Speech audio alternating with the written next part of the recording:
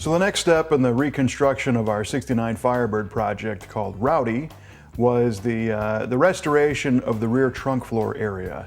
Now this car, you know, it's a 1969 model year, so it's been around for 40 years. So somebody had made a previous repair to this trunk floor because it probably rusted out at some point. And that repair wasn't quite what we wanted. It was an overlapped kind of weld situation that wasn't very clean. And in fact, the repair had started to rust as well. And you're going to find that with these old cars, that they might have been restored once before or wrecked, or you know, they had previous rust damage and repair. So a lot of times you have to kind of redo work that's already been done to make the car, you know, really nice. A nice thing about this particular body style is companies like Classic Industries have huge catalogs full of restoration parts to bring the car back to its former glory. They sell numerous different types of patch and repair panels, so you can fix just a little bit or you can tear the whole thing out and start over. In our case, it looked like the midsection of the floor between the frame rails was the worst part of it, and the trunk extensions on the outsides of the frame rails need to be repaired towards the back edges. But the vertical trunk drops, which connect the trunk floor to the bottoms of the quarter panels, seem to be in pretty good shape. But then we also noticed, you know, along the rear taillight panel, there was a few areas that needed some help there. So we kind of needed a mismatch of different pieces. The first step of the actual repair was to drill the spot welds out from those gas tank supports that go on the bottom of the trunk floor. And the bummer was the previous repair guy didn't use a plug weld technique, which is to drill holes in the panel and then fill the holes with weld. The virgin metal up at the top here still shows the original spot welds, and it's nice and clean. And then here, all the spot welds were ground or drilled out so that he could have separated the floor patch.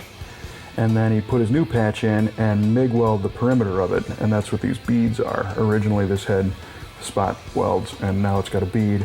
And then this is body filler. So he body fillered over that to kind of make that go away. You know, to be honest with you, a repair like this, to do it a clean, you know, factory style way, what you want to do is MIG weld these holes right back to your new piece as if they were original spot welds, and then grind them a little bit, and you don't have to do any of this MIG welding on the perimeter. If they're not real rusty, you can drill those out, remove them, and reinstall them later. So we ended up getting new ones from Classic. But the next step was to carefully measure, you know, what we needed to remove and break out a series of cut-off wheels and air chisels and drills and the plasma torch and cut the middle of the floor out completely.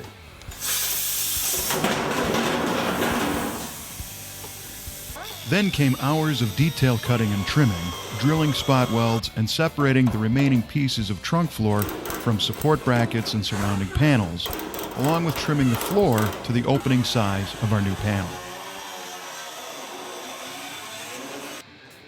The new Classic Industries trunk floor panel was test fitted repeatedly. Each time, more material was removed from the car to kind of sneak up on the fit. We didn't want to cut too much and have to add steel, so we were conservative on this approach.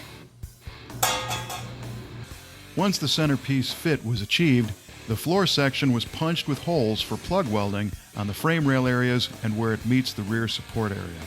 The outside perimeter will be butt welded flush.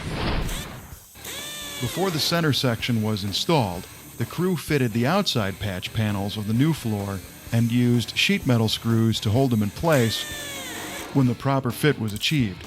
These were punched with holes to be plug welded where needed and butt welded in place to close the gaps.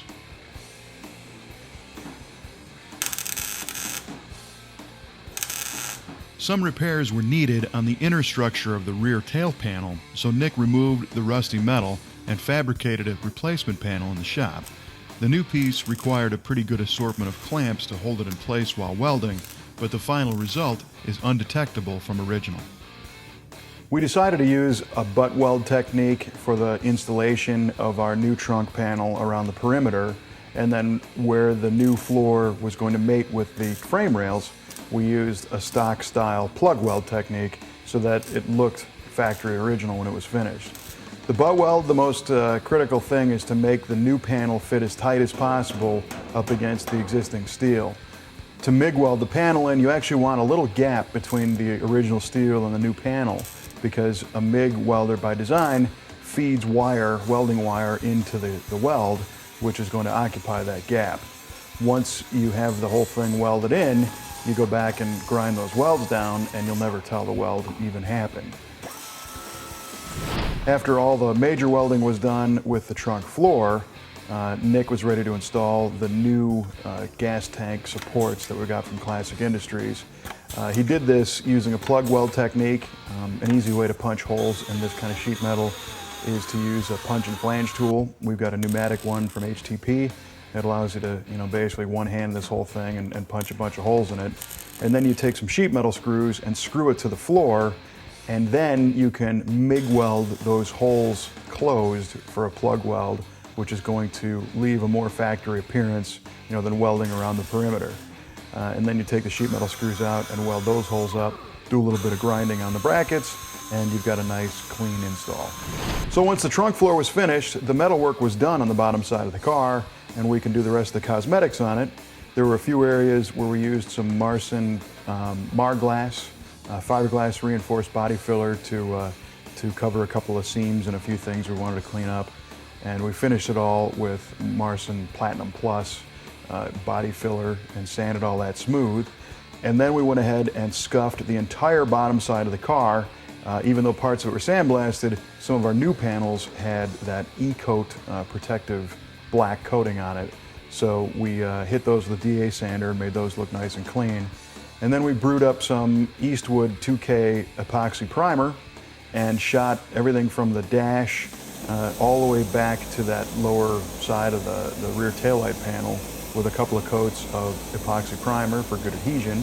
And the metal work on our Firebird's floor is complete, and it looks like we were never there, just how we wanted it.